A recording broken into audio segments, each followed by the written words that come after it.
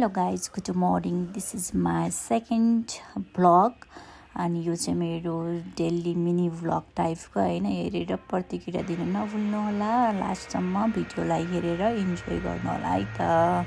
म बिहानै 5:65 उठेर अनि फ्रेस भई तातो पानी खाँदै खाना बसाल्न पुगिहालेँ। अफिस जानुपर्ने भएको कारणले गर्दाखेरि गिराउनको तरकारी अनि त्यसपछि दाल खाना पकाएर चाहिँ अनि कोठाको हालत चाहिँ यस्तो बिग्रिएको अवस्थामा थियो अनि त्यसलाई अलिअलि भने सफा गर्छु भनेर अलिअलि सफा गरे जस्तो गरेँ र सफा गर्ने बित्तिकै यस्तो बिगार्ने मान्छे पनि आइपुगिहाल्यो होइन।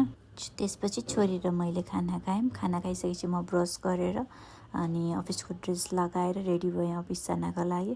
मैले लगाउने भनेको चाहिँ सनस्क्रिन मात्रै हो साथी हो, रेडी हुन चाहिँ धेरै बेर लाग्दैन। त्यसपछि म अफिसको लागि बिहानको 8:20 बजे निस्केँ। हाम्रो गाडी लोकल रोडमा हिँडेको गाडी होइन, हाम्रो एक्सप्रेस वेमा हिँडेको गाडी हो। गन्तव्यमा पुगेपछि मात्रै ब्रेक लाग्छ, गन्तव्यमा पुग्नुभन्दा अगाडि ब्रेक लाउन जरुरी हुँदैन। म चाहिँ प्रधानमन्त्रीज्यूको यो भन्नेबाट मोटिभेट भएर एक्सप्रेसै भनेर हिँडेको थिएँ होइन। हल्का स्कुटर पुछपाछ गरेर निस्केको, तर जाम यति पऱ्यो साथीहरू, अफिस पुग्नै ढिला होला जस्तो भएको थियो।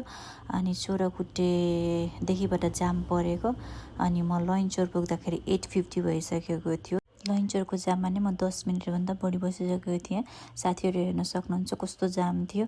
अनि हजुरहरूलाई पनि अफिस जाँदाखेरि यस्तो समस्या कसले भोग्नु भएको छ कमेन्ट गर्न नभुल्नु होला है त। म यो जाम त कटेँ साथीहरू बल्लै बल्लै। फेरि म सिंहदरबारको रेड लाइटमा परेँ, 2 मिनट त्यहाँ वेट गर्नु पर्यो। रेड लाइट चाहिँ ग्रिन लाइटमा कति बेला टर्न हुन्छ भनेर म लाइट हेरेर बसिरहेको थिएँ। टर्न हुने बित्तिकै म एक्सप्रेस वेमै अफिस पुगेँ होइन। अफिस पुग्दा चाहिँ हाजिरी गर्दाखेरि हेर्नु है साथीहरू 6 मिनट लेट भएको थिएँ म। अफिस टाइममा चाहिँ दिनभरि काम गरेर म 5:30 बजे यी हाजिरीले थ्याङ्क यू भनेपछि चाहिँ म अफिसबाट एक्जिट भएको थिएँ होइन। अनि अफिसबाट निस्किँदा चाहिँ एकदम घाम लागिरहेको थियो। यो बर्खाको टाइममा त प्रिडिक्टै गर्नु नसक्ने मौसम होइन। फर्किँदा त यस्तो पानी पऱ्यो, बाटो झरेर चाहिँ रेनकोट लगाउनु पर्यो।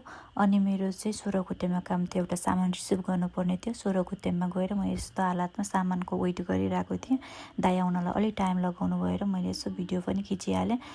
वेट गर्दा गर्दा यस्तो बोर लागिरहेको थियो, सामान कति बेला आइपुग्छ भनेर म बाटो हेर्दै थिएँ। उताबाट एउटा स्कुटरमा चाहिँ सामान आएको जस्तो लाग्यो होइन। अनि म त्यहाँबाट सामान रिसिभ गरेर घर आउँदै थिएँ। फेरि बिहान अफिस जाने बेलामा छोरीलाई बेलुका छाता लिएर आइदिन्छु भनेको सम्झिएँ। रेनी डे सेलिब्रेसन गर्ने भनेको थियो स्कुलले। बाटोभरि छाता पसल हेर्दै आएको, लास्टमा घर नजिकै एउटा छाता पसल देखेँ र छाता पसलमा गएर छाता हेरेको। धेरै अप्सन चाहिँ देखिनँ, तर एउटा छाता मन परेर चाहिँ त्यो छोरीलाई लिएर आइदिएँ। म घर पुग्दा चाहिँ 7 नै बढी भइसकेको थियो साथीहरू। घरमा त छोरी छाता भनेर वेट गरेर बसिरहेको थियो। छाता देख्ने बित्तिकै यस्तो एक्साइटेड भएर उसलाई छाता ओढ्न परिहाल्यो। छाता कस्तो लाग्यो बेबी? राम्रो। मन पर्यो? कस्तो कलरको छाता भने त कस्तो कलरको छाता आयो? पिङ्क। यो कस्तो कलरको छाता आयो? पिङ्क। यो पिङ्क हो त? कुन हो त? हेरेर भन त। ग्रीन। बच्चाहरूको यस्तो रियाक्सनले चाहिँ कस्तो खुसी मिल्छ है साथीहरू। खाना समेत जान मानेको थिएन त्यही छाता ओढेर। अनि उसलाई फकाएर चाहिँ खाना लिएर गयौँ। अनि त्यसपछि हामी सुत्यौँ। यो मेरो डेली मिनी भ्लग हेरेर प्रतिक्रिया दिनु होला, लाइक गर्नु होला, सब्सक्राइब गर्नु होला, कमेन्ट गर्नु होला। Okay bye bye, see you soon.